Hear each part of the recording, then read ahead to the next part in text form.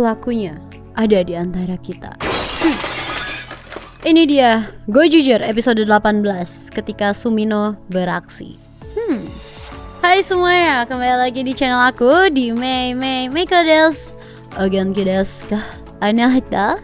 Hai semuanya ya, jadi aku hari ini ala-ala detektif gitu. Ini aku pakai topinya kayak Lakia gitu, ya kayak topinya Shotaro juga sama Toma. Ya, aku berharap ini kalian menganggap aku kayak ala-ala Shotaro ya, jadi kayak detektif gitu ya. Tapi hari ini kita akan ngebahas tentang Sumino ya di Super Sentai Number One Go Jujur di episode 18. Dimana ini salah satu episode yang tetap santai sih ya, tapi ini salah satu yang aku suka juga gitu ya. Apalagi dia tuh kayak ya udah sekalian aja berdrama sekalian gitu ya. Mereka tuh kayak lagi mainan detektifan gitu soalnya, jadi lucu aja gitu. Walaupun tetap ya dia ini nggak yang serius-serius banget gitu ya. Dan di episode ini juga Sumino beraksi ya. Seperti yang kita tahu bahwa Sumino ini kan emang dia tuh mantan polisi ya kan, mantan detektif gitu juga, mantan detektif polisi kalau nggak salah ya, yang akhirnya dia itu dikeluarkan kayak gitu. Nah di sini scene ini dimulai ketika ya di cafe ini tiba-tiba nih ada yang meningsoy gitu ya, ketancep pisau ya, dan ini tuh adalah salah satu anggota dari No One ya. Kalian tahu kan yang kroco-kroconya No One yang kepalanya bel, nah itu ya. Jadi ditemukan lah di sini bahwa dia itu meningsoy kayak gitu ya, dan semuanya tuh kayak panik gitu dong, kok bisa kayak gitu kan.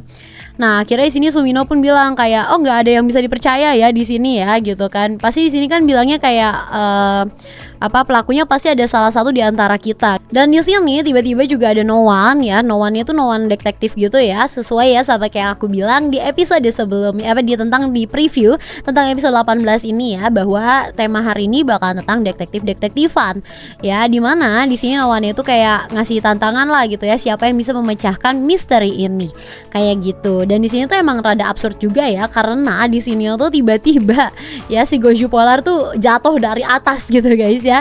Goju Polar jatuh dari atas, dan di sini orang-orang yang udah ada di dalam ruangan itu nggak bisa keluar sampai kasus terpecahkan ya. Tapi orang yang dari luar bisa masuk ke dalam, contoh kayak Goju Polar, dia tuh bisa masuk ke dalam gitu kan. Nah di sini pun Goju Polar juga mencoba untuk kayak menginvestigasi lah gitu ya, dilihat lah untuk jasadnya itu gitu kan, kayak perkiraannya itu matinya itu kematiannya antara jam 1 sampai 2 siang. Di Goju Unicorn ya itu tuh kayak saling beradu argumen juga lah gitu ya, kayak mereka jatuhnya malah kayak mereka yang lomba gitu loh ya, siapa yang kira-kira bisa untuk memecahkan misteri ini gitu ya. Akhirnya semuanya diinterogasi lah satu-satu ya, kayak misalnya Hoyaru ngapain pas lagi kejadian, terus si Goju Tirano ngapain, kayak gitu-gitu ya.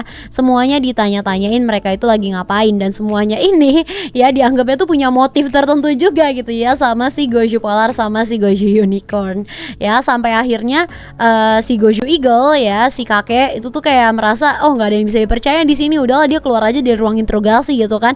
Pas keluar dari ruang interogasi akhirnya dia itu kayak teriak gitu ya, dan tiba-tiba kita menemukan tubuh dia itu udah terkapar di lantai kayak gitu. Jadi semuanya makin bingung dong, karena semuanya ada di dalam ruangan kan, semua orang tuh ada di dalam ruangan, jadi kayak semuanya mikir gitu siapa yang melakukan ini dan bagaimana caranya. Nah sampai akhir ya di sini kita juga melihat tiba-tiba banget ada si Fire Candle gitu kan. Si Fire Candle ceritanya lagi memberikan penghormatan terakhir kepada krunya.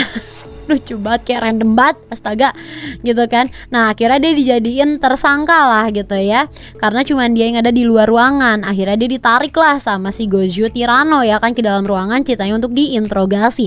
Tapi sampai di dalam ruangan ada suara teriakan lagi, yang pas dicek dua-duanya itu sudah pingsan kayak gitu ya.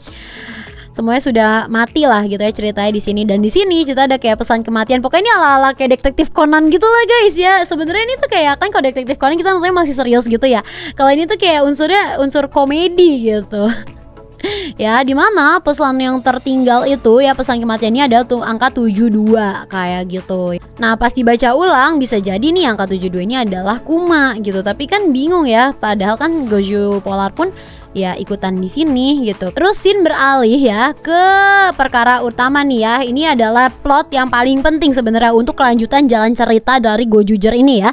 Jadi abaikan saja No One ini untuk hiburan aja, tapi yang utamanya harusnya tentang ini. Dimana di sini Tega Sword itu sedang menceramahi anaknya ya guys ya, yaitu adalah Tegak Naguru ya.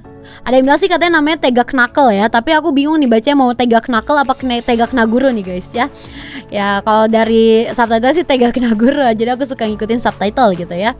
Ya Tegak Naguru atau Tegak Knuckle ini ya. Dan dimana di sini si Gudebun itu tuh udah ngomel-ngomel gitu kan, karena kata dia nama aku itu Gudebun sekarang kayak gitu ya.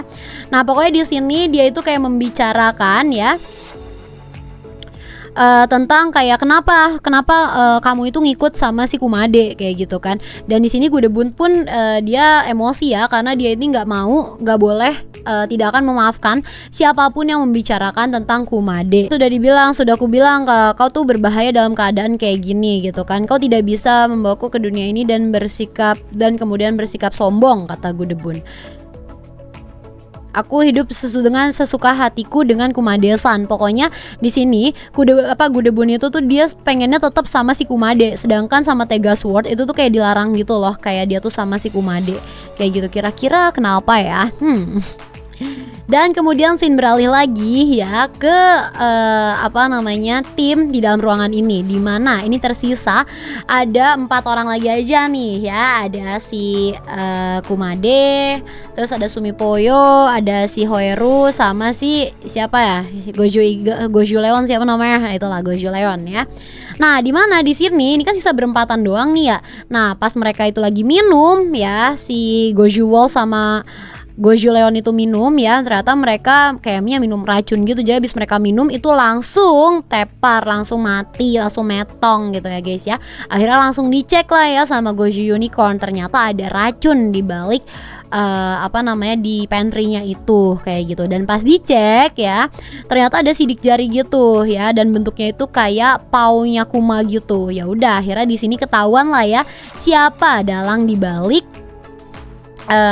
dibalik dari kematian orang-orang yang ada di sini. Ternyata adalah si Kuma kayak gitu guys ya.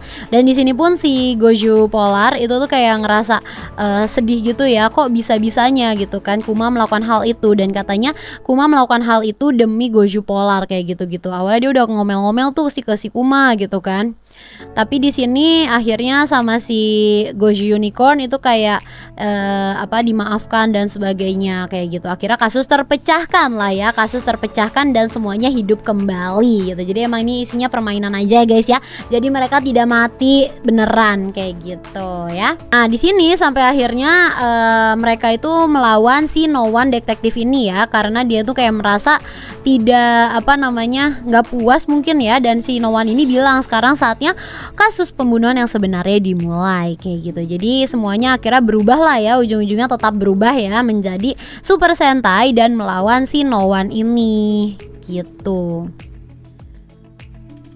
Nah, di mana di sini si No One ini tuh bilang bahwa Goju Unicorn harus memecahkan misteri tentang desain yang ada di tubuhnya. Di tubuhnya si No One ini itu ada tanda huruf S, ada bulatan gitu juga gitu ya, kayak benda tumpul di badannya. Dan setelah dipikir-pikir ya, itu tuh kata Goju Unicorn itu adalah tentang masa depannya si No One ini gitu ya. Dimana dia ini bakalan dibunuh oleh si Sumipuyo, siapa sih nama dia? Sumino, siapa namanya? Ya pokoknya sama dia. Kok aku jadi lupa sih namanya siapa? Sumipoyo ya, sama si Goju Unicorn ini, karena dia kan inisialnya itu S ya. Nah di sini ya, di sini juga ada scene di mana ya si Goju Polar ini dia tuh didatengin ya sama si Gudebun gitu kan. Dan akhirnya dia mengendarai si Gudebun inilah ya. Terus karena si Gudebun sama Tega Sword ini kan emang lagi berantem juga ya. Akhirnya mereka juga berantem karena si Goju Unicorn juga dia nggak suka ya dipanggil detektif amatiran sama si Goju Polar, karena selalu dipanggil detektif amatiran mulu kayak gitu kan. Akhirnya berantem lah nih ya dalam wujudnya si Goju Unicorn versi Tega Sword, dan nantinya bakal berubah ke Goju Wolf juga kayak gitu untuk melawan si Goju Polar kayak gitu. Nah di tengah-tengah mereka berantem ya, Di tengah-tengah mereka berantem ini muncullah satu Tega lagi nih ya, Tega lagi nggak tuh? Ya ini adalah Daijujin. Susah kali aku ngomongnya. Daijujin ya. Namanya adalah Daijujin, dan di sini si Gojo Power pun udah bilang ya ini berbeda dengan Daijujin dulu. Ada apa ini kayak gitu kan. Nah, di sini sepertinya ya Daijujin ini banyak yang bilang sih nanti pengendaranya itu bakalan si Garyudon ya, karena emang belum kelihatan lagi ya dia ngapain ya kan. Bisa jadi ya kan, apalagi nanti di next episode di preview itu juga udah mulai kelihatan lagi nih si Garyudonnya seperti itu. Kalau menurut kalian kira-kira di si Daijujin ini gimana dan siapa nih guys ya, dan nanti kelanjutannya bakalan kayak gimana, apakah makin seru atau cuma kayak filler-filleran lagi aja nih ya Gojojar? Tulis di kolom komentar. Oke, terima kasih banyak untuk kalian semua yang sudah nonton video ini sampai selesai ya. Terima kasih banyak untuk yang sudah subscribe, like, dan komen juga. Aku upload video setiap hari, jadi kalau kalian suka dengan aku yang ngomong-ngomong kayak gini ya, cerita-cerita dan sebagainya, boleh banget ya kalian cek video-videoku lainnya di channel aku. Oke, aku Meika Mama Mario. See you in the next video. Bye bye.